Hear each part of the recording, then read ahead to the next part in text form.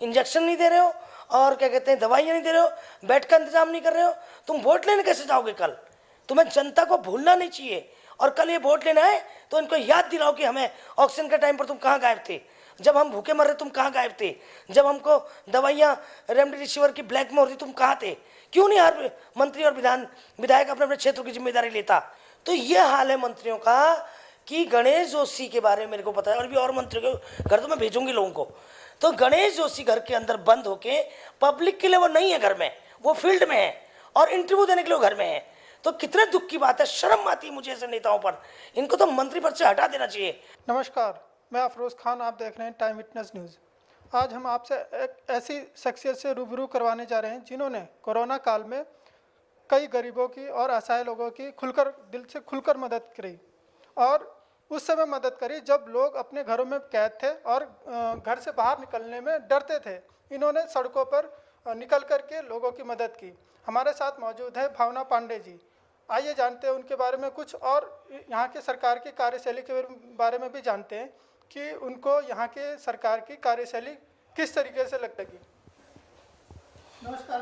नमस्कार जी। मैं पहले तो थोड़ा सा अपना कुछ बताया अपने बारे में कि उत्तराखंड में आप कब से काम कर रही हैं, समाज सेवा कर रही हैं। देखिए, मैं उत्तराखंड की रहने वाली हूँ, उत्तराखंड की बेटी, मैंने पहले भी इंटरव्यू में बताया, बार बार बता रही हूँ। और मैं चली गई थी आज से 88 में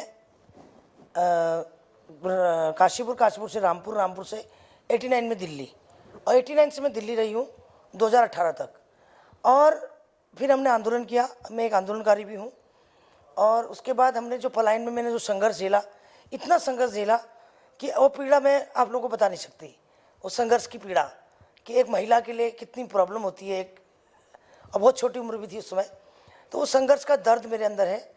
और उसके बाद में जब आज मैं खुद एक मेरी प्राइवेट लिमिटेड कंपनी है, उत्तर प्रदेश सरकार में मेरे पास 3 गवर्नमेंट की लीज है, माइनिंग है गवर्नमेंट के साथ 10-10 साल की। और मैं 2018 में मुझे प्रकाश भाई यहाँ बुलाए और माइनिंग मैंने यहाँ की हरिद्वार में मैंने, हम लोगों ने सरकार में पैसे भी जमा कराए, और इन लोगों ने हमारे पैसे जब्त कर लिए। और 8 दिन पट्टा चला, इनके पास एनओसी नहीं, एनओसी के लिए दर ठोकरें खाई। मैंने ओम प्रकाश जी के ठोकरें खाई, संत के मेहरबान जी के सीएम साहब से मिली, और जिला और डायरेक्टर तो छोड़ दीजिए आप। 6 महीने में कंटिन्यू शनिवार इतवार छोड़कर मैं रोज इनके धक्के खाती थी। तो एनओसी में खुद लाई दिल्ली से, केंद्रीय पॉल्यूशन बोर्ड की। उसके बाद इनके पास अंग्रेजी में टाइप करने वाला कोई बंदा नहीं। और उसके बाद एक स्वच्छ गंगा की एनओसी थी, मैंने इनको बोला एसओ को कि भाई उसकी भी एक लेटर बना दे। नितिन गडकरी जी मंत्री हैं और मैं उसकी भी एनओसी ले आऊँगी। तो मेरे साथ जो लोगों ने पैसा लगा रखा है, उनका डूब रहा था पैसा, वो लोग मुझे दबाव दे रहे थे। 1-2 तो हरियाणा के लोग हैं, धमकी भी दे रहे थे मुझे। तो इस तरह से मैं बहुत परेशान हुई इस उत्तराखंड में।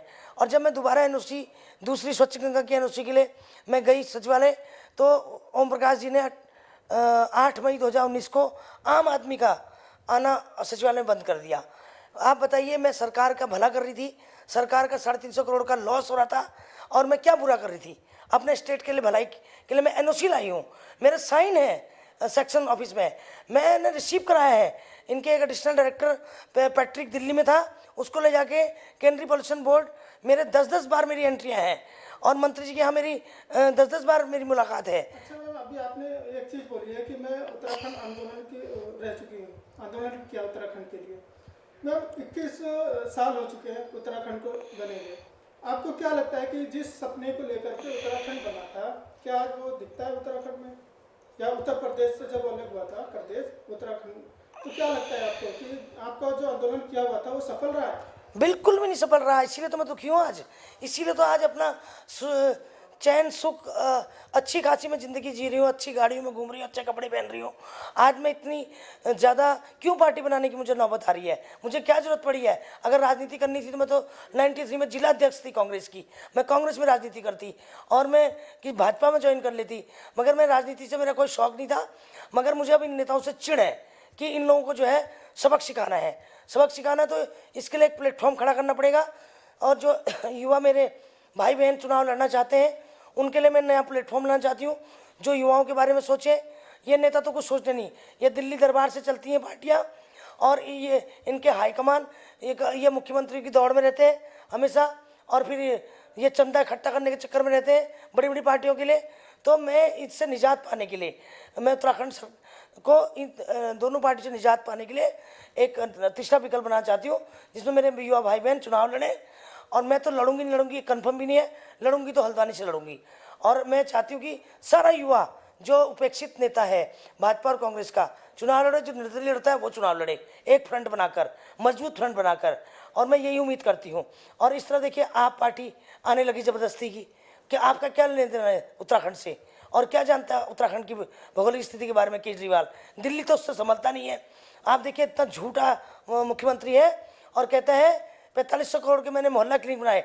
और मोहल्ला क्लिनिक की हालत देखो, 3 स्कूल बनाए और पूरे स्कूलों का ढिढोरा पीटता है, और 150 करोड़ रुपये अपने ऐड में खर्च करता है। तो ऐसे षड्यंत्रकारी मुख्यमंत्री को हम उत्तराखंड में घुसने नहीं देंगे कि वो एक सीट भी प्राप्त करे।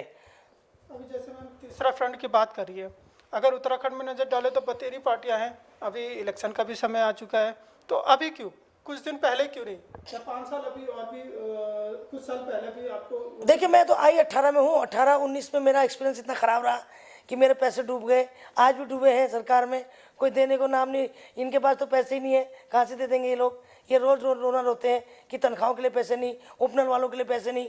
वो कहाँ गए पैसे हमारे, कहाँ पता ही नहीं है अभी कुछ उसका। और उसके बाद क्या कहते हैं, ये जो है इसलिए मैंने ज़रूरत पड़ी। मैं 5 साल पहले तो आती ही नहीं, मैं 18-19 में आई हूँ, और आज इलेक्शन की ज़रूरत है। अभी तो कुछ समय रह चुका है, मान लीजिए कि 6 महीने, क्या 6 महीने में आप पूरा कवर कर लेंगे उत्तराखंड? नहीं, 6 महीने कहा, अभी तो 10 महीने हैं। और कवर क्या करना, हमारा छोटा सा उत्तराखंड है, और हर क्षेत्र में नेता है।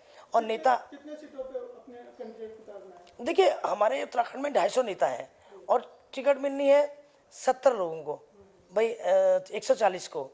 तो जो बचे हैं 150 के करीब, या 110-200 के करीब, जो भी नेता बचे उन्हीं में से लड़ेंगे।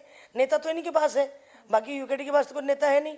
भाजपा और कांग्रेस की लाइन में है 2-2, 3-3, 4-4 नेता, जो हर साल सोचते हैं, हर 5 साल में सोचते हैं हमें टिकट मिलेगी, टिकट मिलती नहीं। या तो 70 साल के लोग सीट नहीं छोड़ते बुढ़े, और उसके बाद या फिर उनके बच्चे तैयार हो जाते हैं अगले। तो ये नेताओं ने तो उत्तराखंड की राजनीति को अपनी दादालाई प्रॉपर्टी समझ रखा है। जो युवा रियली काम करना चाहता है उसको मौका नहीं देते हैं।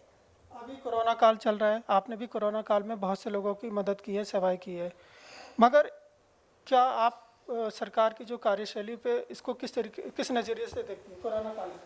देखिए, मैं तो पिछले साल भी निकली थी, और इस साल तो मैंने थोड़ा कम, मैंने अभी किट बांटनी शुरू की है कल से, और कुछ दिल्ली में बांट रही हूँ, कुछ मैं देहरादून में बांट रही हूँ। मगर मैं ये कह रही हूँ कि पिछले साल मैंने इतना लंबा काम किया था, 23 दिन में सड़कों पर थी, 13-13 घंटे काम की, एक नेता मुझे दिखाई नहीं दिया। और उसके बाद जैसे थोड़ा कोरोना पीरियड कम हुआ, तो सारे के नेता, कोई रिबन काट रहा है, कोई पत्थर लगा रहा है, और स्पीकर साहब तो ईंट गारा ईंट का तसला उठा रहे हैं। हमारे स्पीकर अग्रवाल साहब रोज़ स्टार्च लगा हुआ कुर्ता पहन के रोज़ पहुंच जाते हैं ईंट गारे की, सड़कें बनाने, नालियां बनाने। जो काम प्रधान का है, जो काम बीटीसी मेंबर का है, इनको नीतियां बनाने के लिए हम लोग भेजते हैं। ये लोग प्रधानों का काम करना शुरू कर दें, बीटीसी मेंबर का काम करना शुरू कर देते हैं, और ब्लॉक प्रमुख का काम करना शुरू कर देते हैं। तो इनको सारी पावर हमें, अगर हमें देश सुधारना है, हमें प्रदेश सुधारना है, हर आदमी को पावर देनी पड़ेगी। इनकी विधायक नीतियों का हिस्सा कर देना पड़ेगा। हर प्रधान को, प्रधान अपना गांव सुधारेगा, बीटीसी मेंबर सुधारेगा, ब्लॉक प्रमुख सुधारेगा, और इन नेताओं को विधायक नीति देते हैं। ये खर्च ही नहीं करते।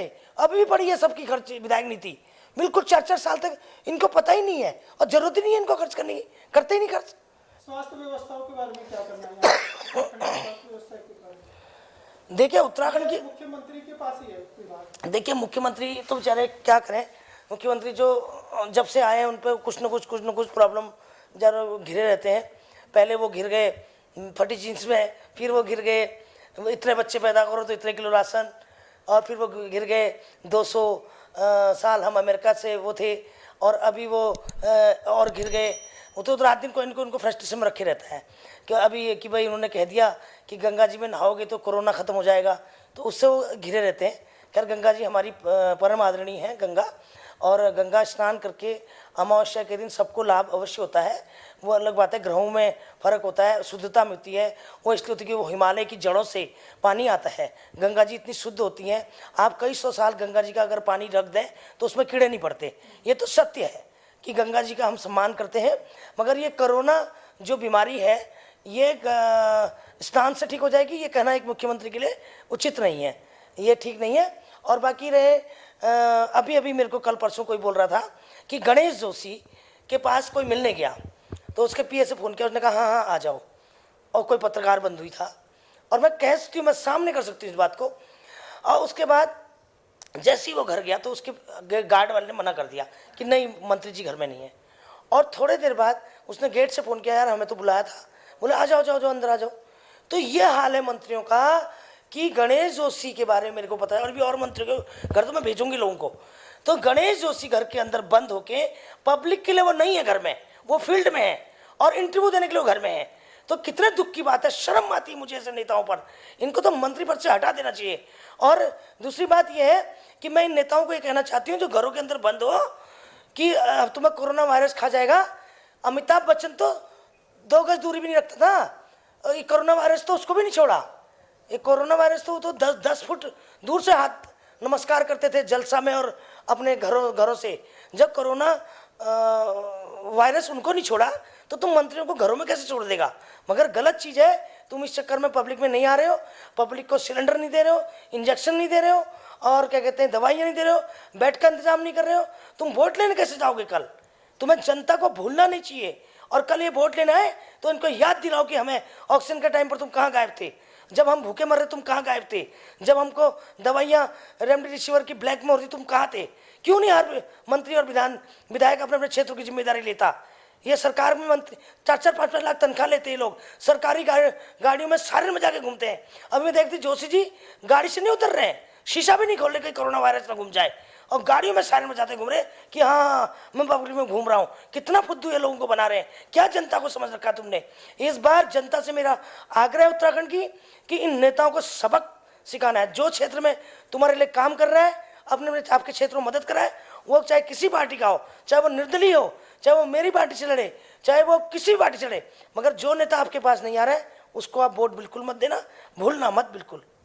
अभी मैम एक चीज़ तो हम भूलेगा, ये सवाल था कि आपने पार्टी बनाने का तो ऐलान कर दिया है, मगर पार्टी का नाम क्या रखना है आपने? देखिए मैं माफ़ी चाहूँगी, मैंने आपको कल भी कहा कोरोना समय चल रहा है, इस समय लोग बहुत दुखी हैं, और मैं इसमें अपनी पार्टी का जिक्र करूं तो मेरे खुद को भी नहीं अच्छा लग रहा है। और ये तो जब कोरोना समय ख़त्म हो जाएगा, लोगों की मानसिक स्थितियां ठीक हो जाएंगी, सब पटरी पे चीज़ आ जाएंगी, तो राजनीति तो पूरी ज़िंदगी चलते रहेगी, कोई दिक्कत नहीं है। पर आज से क्षेत्रों में विधायक काम कर रहे हैं, अपने अपने क्षेत्रों में विधायक हैं, और हमें कोई जल्दी नहीं है। हमें कोरोना समय ख़त्म हो जाए, लोगों को इस समस्या से निदान मिल जाए, और जो परेशान लोग हैं हम जितना हो सके मदद करें। अभी पार्टी पॉलिटिक्स की बात ना तो मुझे करनी चाहिए ना अदर पार्टियों करनी चाहिए, सब लोग मिलके सरकार को प्रोत्साहन देना चाहिए कि हमें किस तरह से इससे निजात पानी चाहिए। तो ये थी हमारे साथ भावना पांडे जी, इनकी सोच और विचार को आपने देखा, सुना भी, और आगे भी हम इनसे इंटरव्यू लेते रहेंगे और आप तक इनकी आवाज़ पहुंचाते रहेंगे। मैं Afroz Khan, time witness news के लिए।